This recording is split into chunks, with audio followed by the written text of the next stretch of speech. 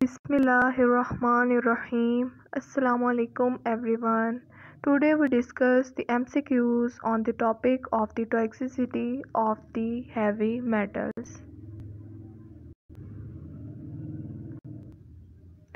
Let's discuss the MCQs. Question number 1 जो हमारे पास first MCQs है वो क्या है कि dash are the metals that form poisonous soluble compounds. कौन से ऐसे मेटल्स हैं वो मेटल्स जो कि पॉइजनस सॉल्युबल कंपाउंड्स की फॉर्मेशन करते हैं, वो कौन से मेटल्स कहलाते हैं? नॉन मेटल्स बिल्कुल नहीं, नॉन टॉक्सिक मेटल्स या ऑल। तो the correct answer is the toxic metals. Toxic metals वो मेटल होते हैं जो कि पॉइजनस सॉल्युबल कंपाउंड्स की फॉर्मेशन करते हैं। नेक्स्ट एमसीक्यूज की तरफ चलते हैं। नेक्स्ट एमसीक्यूज है कि टॉक्सिसिटी जो है वो किस चीज़ का फंक्शन है? Is a function of solubility, activity, permeability और नन। तो solubility is the correct answer कि सॉल्युबिलिटी जो है toxicity is the function of solubility. Next हमारे पास एमसीक्यूज है कि long term contact with some metals और देयर कंपाउंड्स में कोज। लॉन्ग टर्म कॉन्टैक्ट जब हम किसी मेटल को ज़्यादा से ज़्यादा उसके साथ कॉन्टैक्ट में रहते हैं, उसको यूज़ करते हैं, उसके ऊपर स्किन के साथ वो टच होते हैं और उनके कंपाउंड्स जो हैं वो किस चीज़ का बाइस बनते हैं। तो हमारे पास कुछ डिजीज़ हैं जिनमें से हमने बताना है कि ज़्यादातर वो किस डिजीज़ का बाइस बनते हैं। उनमें टाइफाइड है, कैंसर है, मलेरिया है और हेपेटाइटिस है। तो हमारे पास जो कैंसर है वो एक मेन डिजीज़ है जो कि हैवी मेटल्स की टॉक्सिसिटी का बाइस बनती है।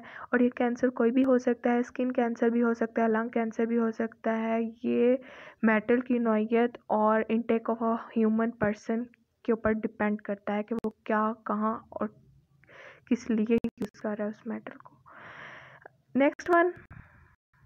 नेक्स्ट एमसीक्यूज की तरफ बढ़ते हैं कि density of the heavy metal is at least 10 times greater than that of water. Heavy metal की जो डेंसिटी है वो कितने गुना ज़्यादा होती है पानी से? 5 गुना, 4 गुना, 6 या 7 गुना। तो 5 times is the correct answer कि 5 times it is greater than that of water. Next option है heavy metals can originate from. कहाँ कहाँ से ऑरिजिनेट होते हैं, हमें कहाँ कहाँ से कौन कौन से ज़रियों से हैवी मेटल्स मिल सकते हैं?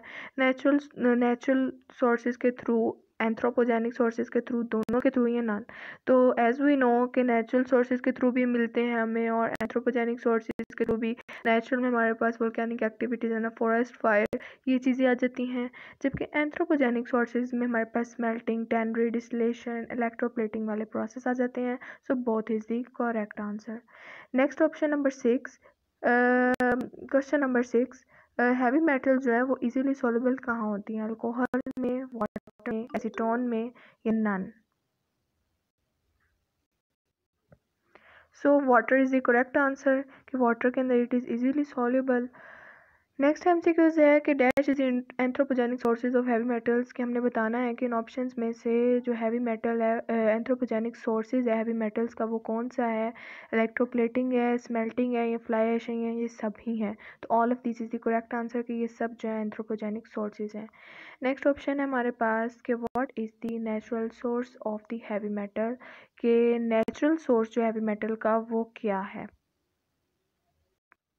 So that the natural sources में हमारे पास ऑप्शंस हैं फॉरेस्ट फायर, स्मेल्टिंग, माइनिंग या डिस्टिलरी। तो स्मेल्टिंग, डिस्टिलरी और माइनिंग ये तो एंथ्रोपोजेनिक सोर्सेज हैं हैवी मेटल्स के। तो उन्होंने हमसे नेचुरल सोर्सेज पूछे हैं, तो नेचुरल सोर्सेज में हमारे पास है forest fire is the correct answer. Question number 9 है कि what of the following are the heavy metal. के इनमें ये जो हमारे पास नीचे ऑप्शन हैं इनके अंदर जो हमारे पास हैवी मेटल्स हैं वो कौन कौन से हैं? तो हम जानते हैं arsenic is also heavy metal, aluminium, mercury, they are all heavy metal. So all of these is the correct answer कि ऑल ऑफ दीज जो है वो हमारे पास हैवी मेटल्स कहलाते हैं। नेक्स्ट एमसीक्यूज की तरफ चलते हैं। Arsenic is the most common cause of dash heavy metal poisoning in adult. ये एक एक्यूट पॉइजनिंग क्रिएट करता है, क्रॉनिक है, बोथ है या हार्मफुल? तो acute heavy metal poisoning create करता है, कॉज करता है। So acute is the correct answer.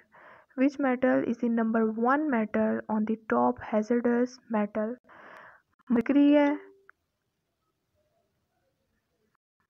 Options है हमारे पास आर्सेनिक, मर्करी, कैडमियम या लेड। तो arsenic is the correct answer. Next है हमारे पास organic arsenic is usually dash harmful than the inorganic arsenic. More harmful, less harmful, most या none. तो organic arsenic is usually less harmful होते हैं inorganic arsenic से। So less is the correct answer. Next option है हमारे पास dash may be also found in the water supplies worldwide leading to the exposure of the fishes। तो ये हमारे पास ऑप्शन है आर्सेनिक जो है वो पाया जाता है वाटर सप्लाईज में, कैडमियम, मर्करी या फिर copper. So arsenic is the correct answer कि आर्सेनिक जो है वो हमारे पास पाया जाता है।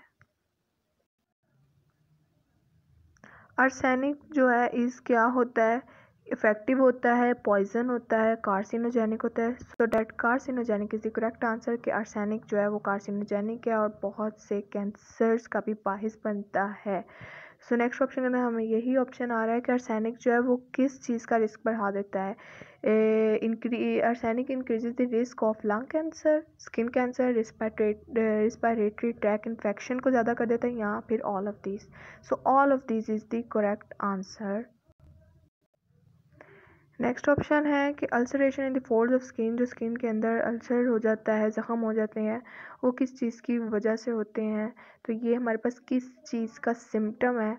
तो सोडियम, फॉस्फोरस, आर्सेनिक और calcium. So we know that कि आर्सेनिक जो है वो हमारे पास इन चार ऑप्शन में एक हैवी मेटल है। So we can imagine that arsenic is the correct answer. Next आ जाता है हमारे पास MCQs। Which of the following are the chelating agent. हमारे पास इन सब में से कौन सा चिलेटिंग एजेंट है। British anti Lewisite, succimer, D penicillamine या फिर all of these. So all of these is the correct answer. ये सब हमारे पास चिलेटिंग एजेंट्स हैं जो कि चिलेटिंग थेरेपी में मदद देते हैं। चिलेशन थेरेपी के अंदर हमारे पास हेल्प आउट करते हैं। नेक्स्ट MCQs की तरफ बढ़ते हैं कि dash is the chemical process in which the synthetic solution ADTA is injected into blood stream to remove the heavy metals। जैसे कि हमने पिछले लेक्चर्स में भी पढ़ा है कि हैवी मेटल्स को रिमूव करने के लिए जो प्रोसेस इस्तेमाल किया जाता है, जो इसका वाहिद ट्रीटमेंट है वो हमारे पास है चिलेशन थेरेपी। सो इन सब जो है ऑप्शंस में हमारे पास चिलेशन थेरेपी, रेडियोथेरेपी, फिजियोथेरेपी कोई भी नहीं है। चिलेशन थेरेपी हमारे पास करेक्ट आंसर है because we know that physiotherapy जो है वो हड्डियों के लिए होती है और जो रेडियोथेरेपी होती है वो जो है कैंसर सेल्स को जो है वो ख़त्म करने के लिए होती है। तो इसलिए chelation therapy is the correct answer.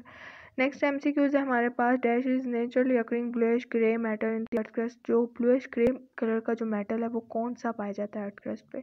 So that heavy metal is known as lead. Arsenic भी नहीं, कैडमियम भी नहीं और मर्करी भी नहीं। Mercury is in present in silver, white colour और लेड जो है वो फिर हमारे पास ब्लूइश ग्रे कलर में होता है। Next MCQs which of the following is soft metal. इनमें से कौन सा जो है वो वेरी सॉफ्ट मेटल पाया जाता है। Mercury, cadmium, lead, arsenic. So lead is the correct answer. PVC stands for, PVC is used in the जो है लेड जो है वो PVC के अंदर यूज़ होता है। इसके अलावा लाइट्स के अंदर यूज़ होता है और भी बहुत सी चीज़ों के अंदर लेड का इस्तेमाल होता है। तो वो हमसे यहाँ क्या मांग रहे हैं कि वो पूछ रहे हैं कि stands for, PVC stands for, PVC की एब्रीविएशन बताएं। तो polyvinyl chloride, polyvirus serum, polyvinyl cell और पॉलीविनाइल ब्रोमाइड। सो हमें पता चल जाता है कि इन ऑप्शन में हमारे पास ऑप्शन A करेक्ट है, पॉलीविनाइल क्लोराइड। नेक्स्ट है हमारे पास what are the harmful effects of the lead in human health. High blood pressure, abdominal cramps, पेट में दर्द होना, कॉन्स्टिपेशन, ऑल। तो ये सब जो है ये कॉजेज एंड सिम्टम्स हैं लेड की जो कि ह्यूमन हेल्थ पे इफेक्ट होते हैं। नेक्स्ट ऑप्शन है the treatment which helps to remove the toxicity of the lead is. तो हमने पहले भी पढ़ा है कि जो तमाम हैवी मेटल्स हैं उनका जो बेस्ट जो ट्रीटमेंट है वो हमारे पास चिलेशन थेरेपी होता है। लेकिन अगर लेड की बात की जाए तो हमारे पास कौन कौन से यहाँ ट्रीटमेंट है। कीमोथेरेपी बिल्कुल भी नहीं। Chemotherapy is used in the to remove और to date the cancerous cells. So nutritional supplements और chelation therapy, these both are B and C options are the correct answers.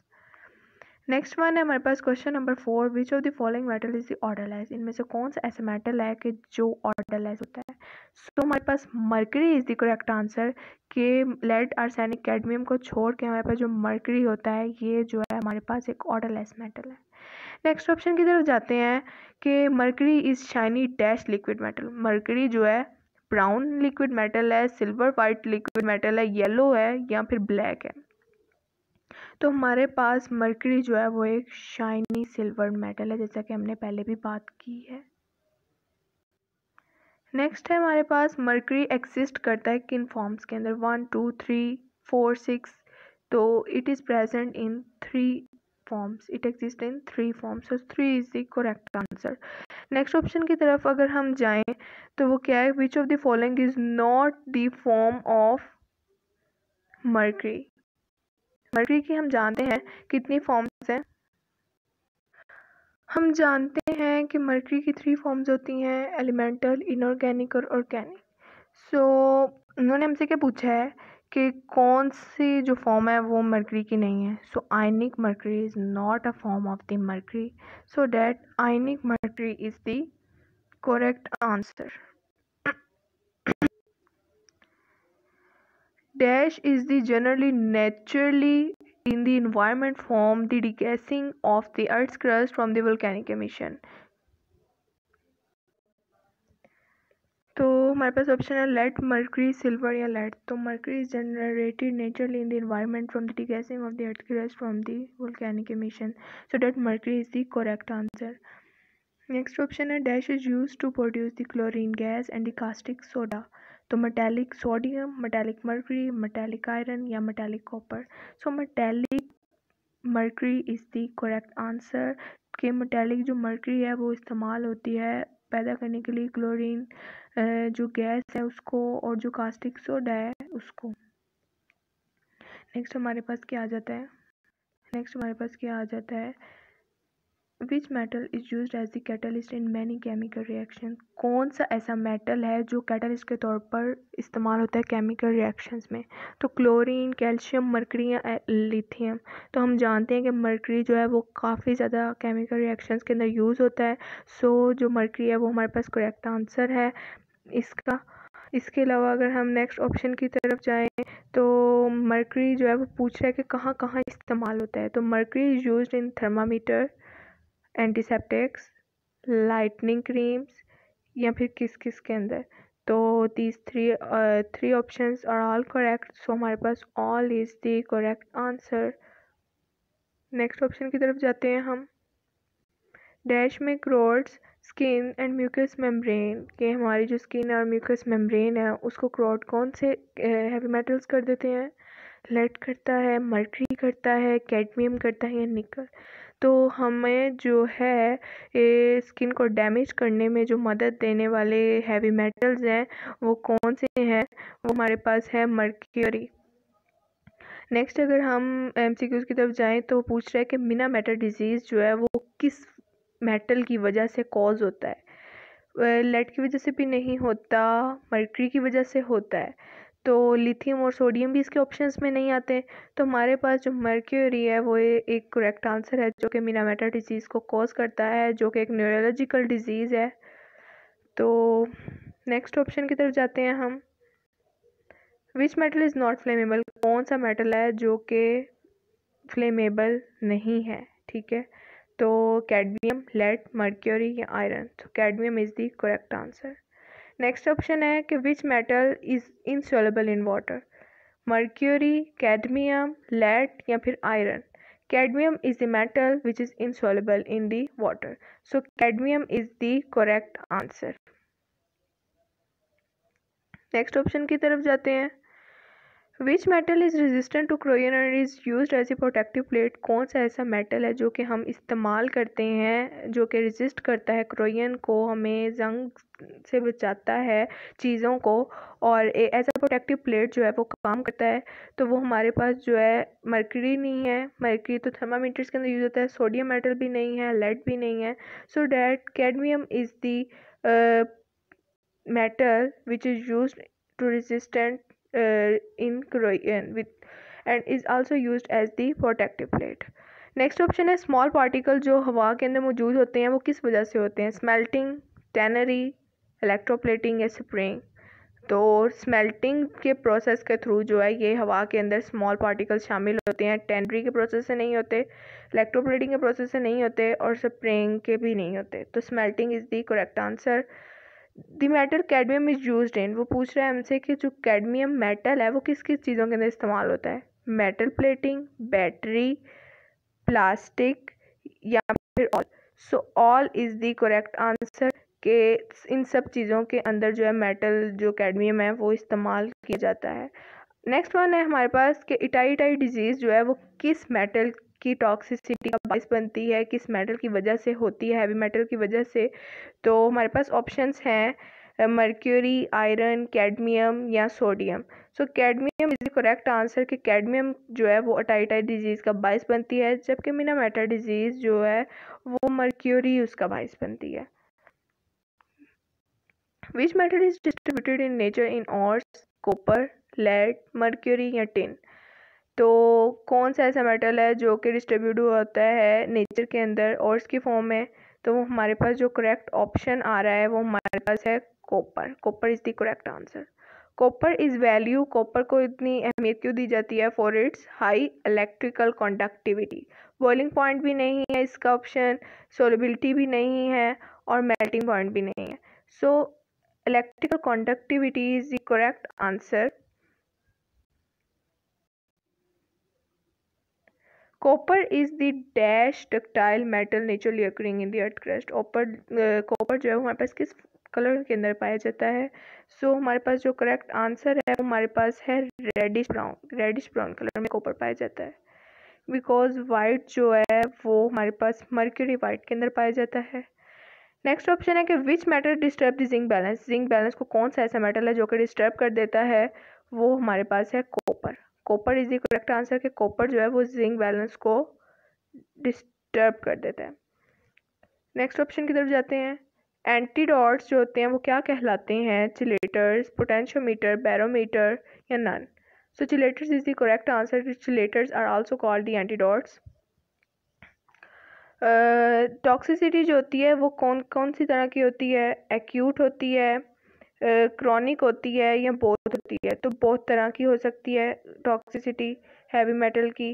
कुछ बहुत नुकसानदेह होती हैं जिनका जो असर है वो हमें देर से ज़ाहिर होता है और बहुत देर तक रहता है, जबकि कुछ जो होती हैं वो बहुत कम होती हैं और उनका इतना इफेक्टिवनेस नहीं उनकी होती। तो both is the right option. Most जो मेटल हैं डायरिया का की वजह बनते हैं, लेकिन जो मेटल डायरिया की वजह नहीं बनता वो हमारे पास क्या है? वो है हमारे पास लेड। कैडमियम भी नहीं है, मर्क्यूरी भी नहीं है और टिन भी नहीं है। So lead is the correct answer. Lead is the heavy metal जो कि कॉज करता है हमारे पास डायरिया को। अच्छा, नेक्स्ट ऑप्शन है हमारे पास कि मेटालिक टेस्ट इंजेस्ट किया जाए तो जो है कौन सा ऐसा मेटल है जो कि टेस्टलेस होता है? ठीक है, तो मेटालिक टेस्ट जो है वो किसका नहीं होता? किस मेटल का? आर्सेनिक, लेड, मर्क्यूरी या cadmium. So arsenic is the correct answer कि आर्सेनिक एक ऐसा मेटालिक मेटल है जो कि जिसकी जो कि टोटली टेस्टलेस होता है। नेक्स्ट ऑप्शन है कि लेड जो होता है बाइंड हुआ होता है कैल्शियम एक्टिवेटेड प्रोटीन के साथ कितने टाइम्स ज़्यादा than the Ca। Lead binds to the calcium activated protein dash times than the calcium, कितने ज़्यादा? तो 105 इज़ दी करेक्ट ऑप्शन।